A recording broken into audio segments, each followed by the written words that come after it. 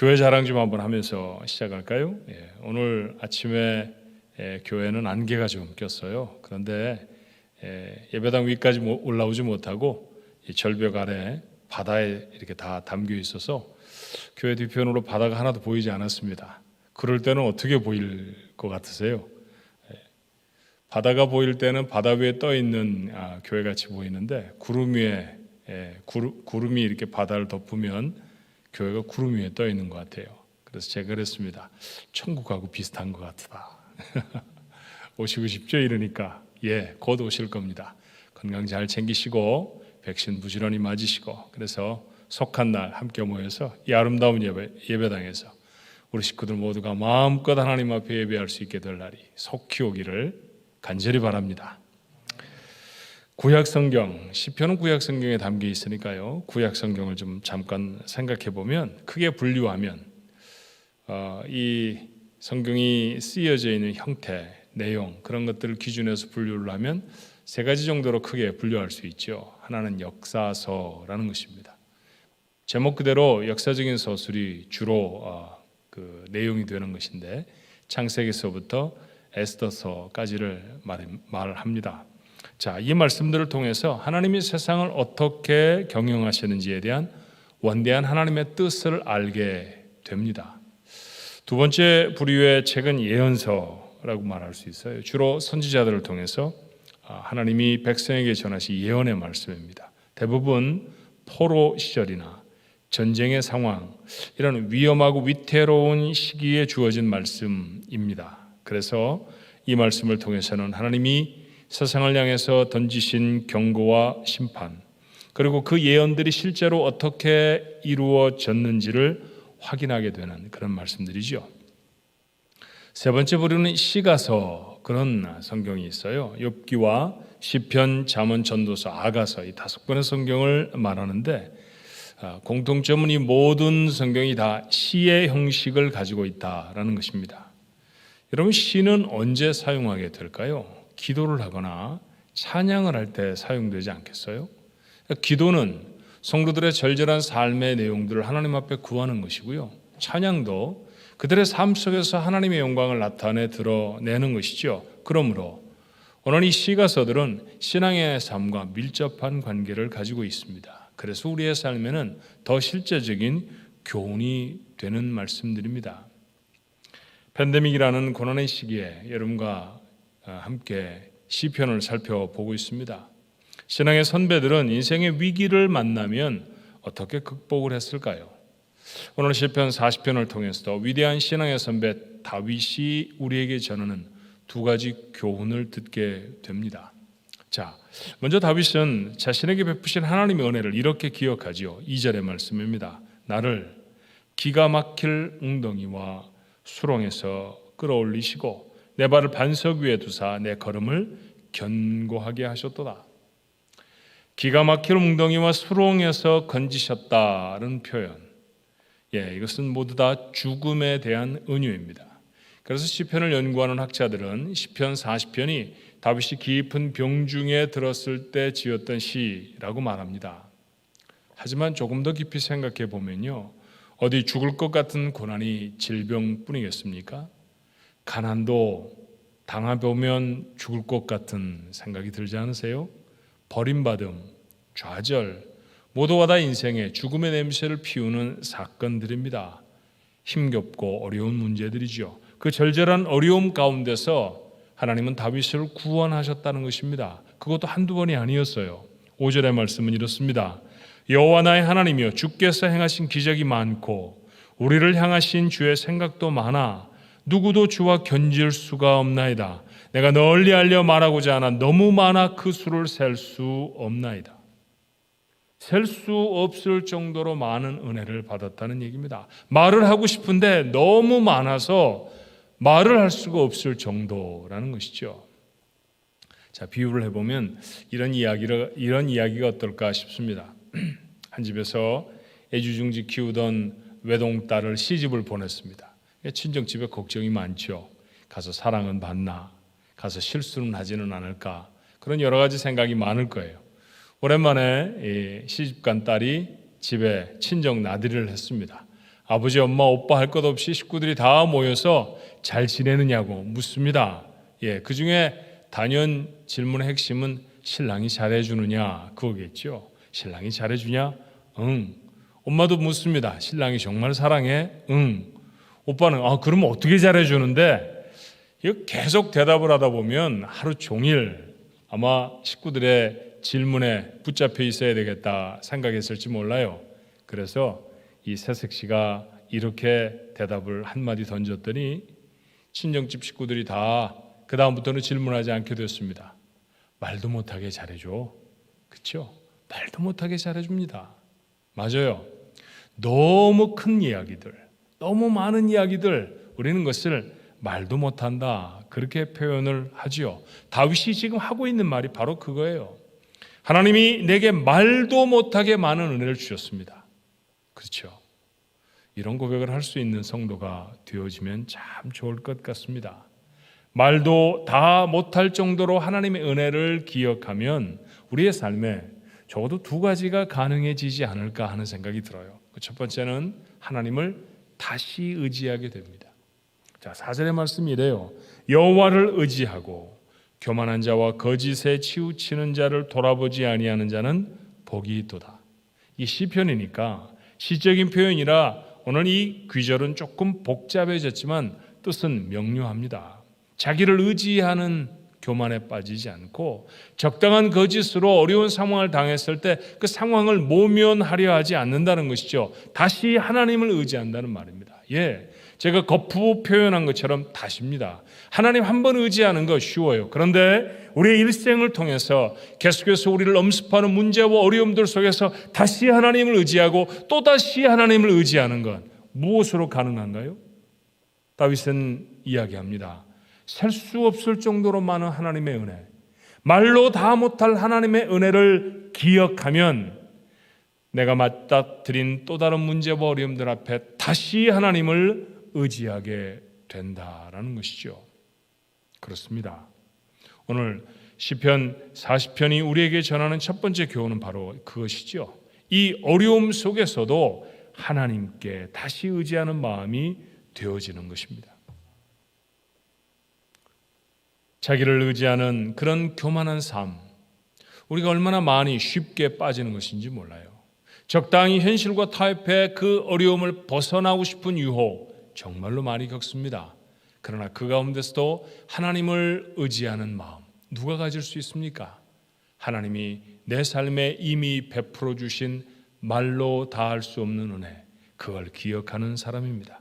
그래서 우리는 이런 신앙의 모습을 이렇게 정리를 했죠. 기억하면 기대하게 된다라고 말입니다. 하나님이 내게 어떤 은혜를 얼마나 놀랍게 베푸셨는지를 기억하면 아무리 큰 문제와 어려움을 당해도 다시 하나님을 의지하게 됩니다. 이것이 위대한 신앙인 다윗의 믿음의 기초였다는 사실을 우리는 알아요. 그는 참 어렸을 적부터 그랬습니다. 엘라 골짜기에서 골리앗에 맞서 싸우러 나가며 걱정스레 자신을 바라보던 사울 왕에게 뭐라고 말했는지 여러분 다 기억하시죠? 사무엘상 17장 37절이 전하는 말씀은 이렇습니다. 다윗이 이르되 여호와께서 나를 사자의 발톱과 곰의 발톱에서 건져내셨은즉 나를 이 블레셋 사람의 손에서도 건져내시리이다. 어린 다윗이 양을 돌보다 사자를 만나고 곰의 습격을 받으면 하나님이 그를 도와주셨다는 것이죠. 그리고 그는 그것을 기억합니다. 그러므로 지금 이스라엘 모두를 두렵게 하는 거인 골리앗과의 싸움에서도 하나님은 그를 도와주실 걸 그는 기대합니다. 그리고 하나님은 그의 기대를 어기지 않으셨지요. 소년 다윗은 블레셋의 거인을 물리치고 풍전등화 같은 운명에 처했던 자기 나라 이스라엘을 구합니다. 같은 얘기가 우리에게서 일어나기를 원하시나요? 그렇다고 하면 먼저 하나님이 나를 향해 베푸신 은혜를 기억해야 합니다. 그저 생각만 하고 그런 목록으로 우리의 마음속에 가지고 있는 건 아닙니다. 말로 못할 정도로 많이 그렇게 가슴 벅차게 기억해내야 합니다. 그러면 어떤 문제 앞에서도 다시 도우실 하나님의 은혜를 기대하게 됩니다. 이렇게 하나님의 베푸신 은혜를 기억하면 두 번째로 되어지는 일은 하나님의 선하심을 선포하게 됩니다. 조금 더 쉽게 풀어서 표현하면요, 저는 사실 이렇게 표현하고 싶어요. 언제나 누구에게나 하나님을 자랑하는 사람이 될 수 있다라는 것이죠. 자, 시편 40편 9절로 10절의 말씀은 이렇지요. 내가 많은 회중 가운데에서 의의 기쁜 소식을 전하였나이다. 여호와여, 내가 내 입술을 닫지 아니할 줄을 주께서 아시나이다. 내가 주의 공의를 내 심중에 숨기지 아니하고 주의 성실과 구원을 선포하였으며 내가 주의 인자와 진리를 많은 회중 가운데서 감추지 아니하였나이다. 하나님이 자신에게 베푸신 은혜, 그 놀라운 축복의 사건들을 말하지 않을 수 없다는 것이죠. 하나님의 의의 기쁜 소식을, 공의를 약속하시면 반드시 이루시는 성실하심을, 내 연약함을 결코 지나치지 아니하시는 하나님의 인자하심을 감출 수가 없습니다. 목소리로, 찬양으로, 심지어 춤을 추면서 모두에게 알리고 싶었습니다. 다윗, 그렇게 살아낸 사람이었습니다. 그런데 여러분, 오늘 본문의 말씀을 읽으시며 오해하지 않아야 합니다. 지금 시편 40편을 쓰고 있는 다윗은 적들을 다 물리치고 부하들과 함께 잔치상 앞에서 이런 간증을 하고 있는 게 아닙니다. 학자들이 말하는 것처럼 깊은 병에 들었다가 그 병을 다 해결하고 그리고 그 병이 다 나아서 기력을 회복한 후에 행복한 시간에 한 찬양이 아니라는 것이죠. 12절에서 시편 40편의 분위기는 이렇게 바뀌어요. 12절의 말씀을 볼까요? 수많은 재앙이 나를 둘러싸고 셀 수 없는 어려움이 나에게 다시 찾아왔다는 것이죠. 마지막 절은 눈물로 읽어야 합니다. 17절의 말씀입니다. 나는 가난하고 궁핍하오나 주께서는 나를 생각하시오니 주는 나의 도움이시오 나를 건지시는 이시라 나의 하나님이여 지체하지 마소서. 여전히 어렵습니다. 다윗은 지금 어려움 중에 처해 있습니다. 그런데도 하나님을 이렇게 자랑합니다. 여러분, 무엇을 생각하게 되나요? 우리는 흔히 믿음을 권면할 때 이런 이야기를 하곤 합니다. 어려움 가운데서도 감사해야 합니다. 그래요. 그렇게 하는 것이 얼마나 어려운지 어려움을 당해보신 분들은 압니다. 아니, 우리 인생 모두가 다 어려움을 경험하고 산다고 할 때 어려움 가운데서 감사한다는 것이 얼마나 결단이 필요한 일이고 얼마나 힘든 일인지 모르는 사람은 아마 아무도 없을 것입니다. 그러나 오늘 시편 40편의 말씀은 두려운 말씀입니다. 다윗은 그의 그 모습에서 한 걸음 더 나아가야 한다고 우리를 교훈하고 있지 않나요? 어려운 가운데서도 감사하는 정도가 아니라 하나님을 선포하고 하나님을 자랑하는 것입니다. 맞습니다. 그래야 합니다.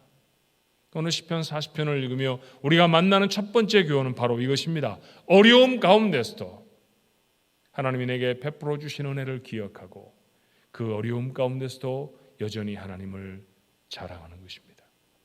참아 인내하는 정도가 아닙니다. 그것에 넘어서서 수많은 사람들 앞에 나에게 이전에 은혜를 베푸신 그 하나님을 선포하고 나타내는 것이죠. 아직 문제가 해결되지 않았습니다. 다시 죽음의 공포가 찾아왔습니다. 그렇지만 이미 베푸신 은혜 때문에 그 헤아릴 수 없는 하나님의 나를 향한 생각의 깊고도 풍성함 때문에 고난 중에도 나는 하나님을 자랑합니다.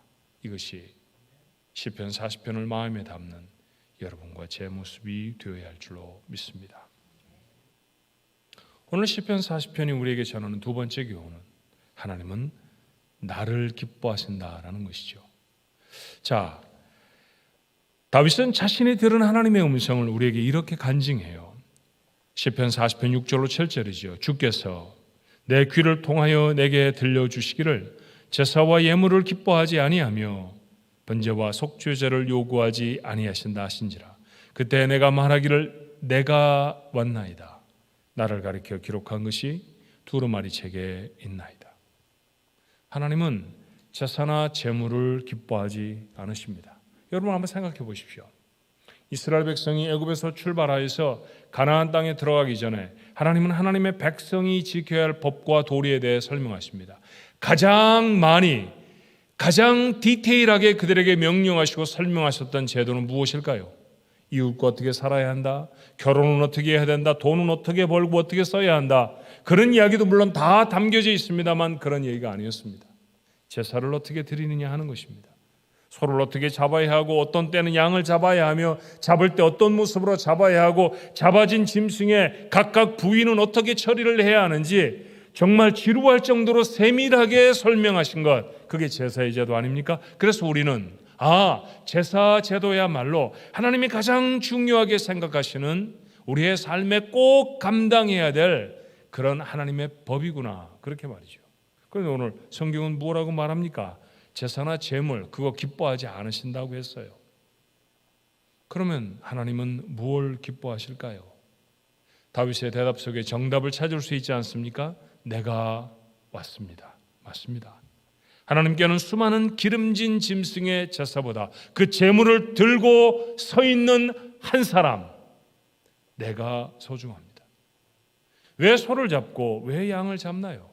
그 소를, 그 양을 가져온 사람, 그를 사하시고 하나님의 백성으로 회복시키시려고 하시는 하나님의 계획 때문입니다. 결국 제사는 그 제물을 들고 서 있는 그 사람 때문에 있어야 하는 것이죠. 다시 5절을 살펴보십시오. 여호와 나의 하나님이여, 주께서 행하신 기적이 많고 우리를 향하신 주의 생각도 많아서 누구도 주와 견질 수가 없나이다. 내가 널리 하려 말하고자 하나 너무 많아 그 수를 셀 수도 없나이다. 하나님은 늘 내 생각을 하십니다. 하나님보다 내 생각을 더 많이 하는 분은 세상에 없습니다. 세상에 태어난 일로부터 오늘에 이르도록 하나님이 나를 위해 베푸신 사건은 셀 수도 없습니다. 하나님은 나를 그렇게 사랑하십니다. 하나님에게 가장 중요한 것은 나입니다. 그래서 그 나를 건지시려고 하나님께는 하나밖에 없는 아들도 아끼지 아니하시는 놀라운 사랑의 결단이 있으셨습니다. 자, 그런 사랑이 우리 속에 있다고 하면, 그렇게 하나님이 나를 사랑하신다고 하면, 그렇게 하나님이 나를 애지중지하신다고 하면 맘대로 살을까요? 이제부터는 제멋대로 살아도 된다는 얘기입니까? 결코 그럴 수 없습니다. 하나님은 하나님이 사랑하시는 내게 거룩한 소원을 가지고 계시죠. 무엇입니까? 하나님의 뜻을 향하는 거룩한 사람으로 살아가기를 원하십니다. 하나님이 정말로 아끼신다고 하면 그 아끼는 자가 온전한 모습으로 살아가는 걸 기뻐하지 않으시겠어요? 여러분이 정말 소중히 여기는 물건, 예컨대 정말 진귀하게 얻었던 책이라든지 아니면 내가 정말 아끼는 무슨 레코드판이라든지 아니면 CD 이런 것들을 어떻게 보관하시나요? 화분 받침대로 쓰십니까? 아무도 그렇게 사용하지 않습니다. 손이 잘 닿는 곳에, 내가 척 얼굴을 돌리면 늘 볼 수 있는 그곳에, 내가 보면 흐뭇해하는 바로 그곳에 둡니다. 그리고 때때로 그 책을 꺼내서 읽어보며 맞아, 이런 말이 담겼었지, 야 정말 귀한 책이야, 다시 기뻐하고요. 음반을 들으면서 얼마나 좋은 노래인지, 얼마나 멋진 음악인지 확인하게 되지 않습니까? 하나님도 마찬가지이시죠. 정말 귀하게 생각하시는 내가 세상에 죄나 짓고 더러움을 가득 묻힌 채 살아가는 그런 인생이라고 하면 하나님의 마음에 무슨 기쁨이 있겠어요? 의를 행하고 하나님의 뜻을 이 땅에 실천하기를 애를 쓰고 부지런히 살아가는 그 의를 향하여 살아가는 거룩한 모습, 하나님의 말씀에 순종하는 바로 그 삶, 하나님이 우리에게 원하시고 요청하시는 삶입니다. 그러므로 하나님이 기뻐하시는 나, 그 나의 삶 속에서 나타나야 할 것이 있다고 하면 뭘까요? 순종 아닙니까? 하나님이 말씀하시면 네, 그리고 순종하는 그 모습 말입니다. 그 모습이 있을 때 그 삶이 온전해지기 때문에, 가장 아름다울 수 있기 때문에 하나님은 그 삶을 기대하십니다. 하지만 우리는 이 부분에 늘 실패하죠. 그래서 다윗은 다시 기억합니다. 하나님은 제사나 제물을 즐기는 분이 아니시라는 걸 말이에요. 그러고 보니까 오늘 시편 40편 6절로 7절의 말씀은 이곳 말고도 다른 곳에서 읽은 적이 있는 것 같습니다. 사울이 왕일 때 아말렉과 전쟁을 하게 되었습니다. 하나님은 이 악한 민족을 진멸하라고 하셨어요. 조금 잔인하다 표현할 수도 있겠지만 다 죽이라는 것입니다. 장정들, 여자들 할 것 없이 다 죽이고 그들이 가지고 있는 짐승도 다 죽이라는 것입니다. 그런데 기름진 짐승을 보니 탐이 났습니다. 하나님의 명령을 어기고 사울은 좋은 것을 남겨요. 요즘 말로 말하면 돈 될 만한 것은 다 챙겼다는 이야기입니다. 사무엘이 이런 사울을 책망하죠. 사울이 변명을 이렇게 합니다. 하나님께 제사 드리려고 좋은 것은 남겨두었습니다. 그때 사무엘이 한 말을 우리는 이렇게 알고 있죠. 사무엘상 15장 22절입니까? 사무엘이 이르되 여호와께서 번제와 다른 제사를 그의 목소리를 청종하는 것 같이 하는 것을 좋아하심같이 좋아하시겠나이까. 순종이 제사보다 낫고 듣는 것이 숫양의 기름보다 낫습니다. 아마도 다윗은 그를 아꼈던 사무엘에게 오늘 이렇게 사울과의 사이에서 있었던 이 사건을 후에 들었는지 모릅니다. 하나님은 순종하는 나를 기뻐하신다. 어쩌면 다윗의 마음속에 세웠던 좌우명이 되었을지 모르죠. 하나님은 그렇게 하나님의 말씀에 순종하는 나, 그 나를 기뻐하시며 내가 하나님의 말씀에 끊임없이 순종하기를 기대하시는 거죠. 하나님의 마음을 알았습니다. 그러고 나면 좀 더 송구해지지 않나요? 왜냐하면 순종이라는 것이 내 삶에서 얼마나 멀었던지를 우리가 알기 때문입니다. 다윗도 그랬을 겁니다. 그가 마침내 이스라엘의 왕이 되었어요. 온 백성이 존경하는 왕이 되었습니다. 하지만 어느 날 밤 산책이 그를 나락에 떨어뜨리고 맙니다. 목욕하는 여인의 모습을 우연히 보았고요. 그를 침실로 끌어들입니다. 그는 지금 적과 싸우려고 생명을 걸고 다윗을 대신해 전쟁터에 나가 있는 부하 장군의 아내였습니다. 그러지 말았어야 했습니다.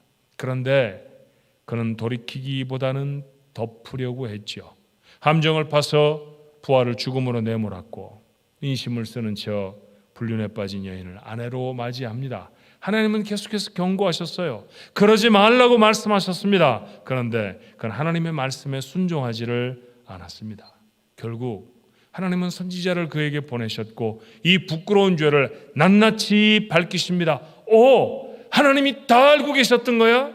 망치로 머리를 얻어맞는 것 같았을 것입니다. 그때야 정신을 차리죠. 하나님 앞에 엎어져서 드린 기도, 그게 시편 51편입니다. 그래서 그곳에도 같은 말씀이 있다는 것은 결코 우연이 아닙니다. 시편 51편 16절로 17절이에요. 주께서는 제사를 기뻐하지 아니하시나니 그렇지 아니하면 내가 드렸을 것이라. 주는 번제를 기뻐하지 아니하시나이다. 하나님께서 구하시는 제사는 상한 심령이라. 하나님이여, 상하고 통회하는 마음을 주께서 멸시하지 아니하시리이다. 여전한 깨달음이 있잖아요. 그가 어려서부터 사무엘을 통해서 그의 마음에 담았던 좌우명이 있지 않았습니까? 하나님은 제사보다 순종을 좋아하신다는 건 말이에요. 그런데 실패해버렸습니다. 말씀을 따라가야 했을 터인데 어쩌다가 이런 더러운 죄를 짓고 말았단 말입니까? 그것을 깨달은 그가 이 깨달음에 한마디를 더합니다. 맞아, 하나님이 찾으시는 것은 여전히 나야. 내가 더럽고 때가 묻었다 할지라도 하나님은 여전히 나를 사랑하실 거야. 하지만 이제 내가 하나님 앞에 나아간다고 하면 그 내 모습 안에 담겨 있어야 할 것, 그것은 내 죄를 안타까워하며 하나님 앞에 씻음 받기를 구하는 상한 심령이 되어져야 해. 오늘 그는 그 마음으로 시편을 적습니다. 상한 심령의 나, 하나님이 찾으시는 나입니다. 오늘 시편 40편의 말씀을 나누었죠. 두 가지 교훈을 얻었습니다. 아무리 어려운 상황에도 하나님을 자랑하는 것입니다. 상황이 바뀌어졌기 때문에가 아닙니다. 이미 베풀으신 은혜 때문입니다. 얼마나 많다고요? 말도 못하게 많습니다. 말도 못하게 많은 그 은혜가 내 마음을 감동해서 내 상황에도 불구하고 내 처지에도 불구하고 나는 하나님을 자랑합니다. 하나님을 선포합니다. 하나님을 찬송합니다. 이것이 우리의 삶에 반드시 있어야 될 모습이라고 다윗은 우리에게 교훈하지요. 두 번째는 무엇이었나요? 하나님이 기뻐하시는 것은 나라는 것이에요. 다른 것이 아닙니다. 하나님은 나를 기뻐하십니다. 때로 순종하지 못해 더러운 삶이어도 다시 회개하는 마음으로 하나님 앞에 나아가는 상한 심령의 나, 그 나를 하나님이 찾으시는 줄로 믿습니다. 신기한 일들이 세상에 참 많죠. 세상에서 가장 큰 신기한 일은 뭘까요? 해가 공중에 둥실 떠 있는 것. 저건 왜 안 떨어질까요? 신기하지 않습니까? 지구는 돈다지요. 교과서적인 표현으로는 자전 그렇게 말하는데 어떻든 둥근 공처럼 생긴 지구는 뱅글뱅글 돕니다. 그런데 그렇게 돌아도 태평양 바다는 쏟아지지를 않네요. 참 신기하지요. 자, 세상에 이렇게 신기한 일이 참 많습니다. 신비스러운 일들입니다. 여러분, 이런 것이 신비스럽습니까? 최고로 신비한 일인가요? 제게는 아닙니다. 제게 가장 신비한 일은 하나님이 나 같은 것을 어떻게 그리 말로 다하지 못할 정도로 사랑하시는지, 저는 이게 신비 중에 신비입니다. 아무리 생각해도 신기합니다. 여러분은 아니세요? 이 사랑에 감사해서 다시 하나님의 뜻을 이루기로 다짐해 보면 어떻겠습니까? 헤아리지도 못할 하나님의 사랑을 세상에, 내 곁에 사람에게 가슴이 터져라 한번 전해보는 결단을 하는 건 어떨까요? 맞아요. 그런 인생, 오늘 이 말씀을 나눈 우리 모두의 인생이 되어야 할 줄로 믿습니다. 다윗의 삶에 담겨져 있는 귀한 교훈, 오늘도 그가 적은 아름다운 시편 40편을 통해 만났습니다. 듣고만 마는 것이 아니라 여러분 삶에도 이 다윗의 고백과 같은 그런 모습이 성경에 기록되지는 않는다 할지라도 말이죠. 여러분의 삶에는 이런 시편 40편이 다시 한번 쓰여질 수 있었으면 참 좋겠습니다. 우리 모두 시편을 기록하는 거룩한 인생, 멋진 인생 되어보면 어떨까요? 그 놀라운 축복이 여러분 것 되기를 주님의 이름으로 축원합니다. 기도하십시다. 사랑이 많으신 하나님, 여러 가지로 지치고 어려운 삶을 살았다 할지라도 다윗은 말합니다. 아니, 지쳤다고, 상황이 어렵다고 하나님을 자랑하지 않을 수 있습니까? 베풀어 주신 일들이, 하나님이 나를 향해 쏟아주신 사랑이 말로 다 못할 정도로 많은데 어떻게 제가 입을 닫고 있습니까? 우리도 그렇습니까? 다윗만큼이나 많은 복을 받은 사람들인데 우리의 입술은 하나님의 복을 헤아리는데 너무 인색한 사람들 아닌가요? 정말 위기와 어려움의 상황 속에도 하나님을 자랑하는 입술들이 되어 있습니까? 그런 입술이 되게 해 주옵소서.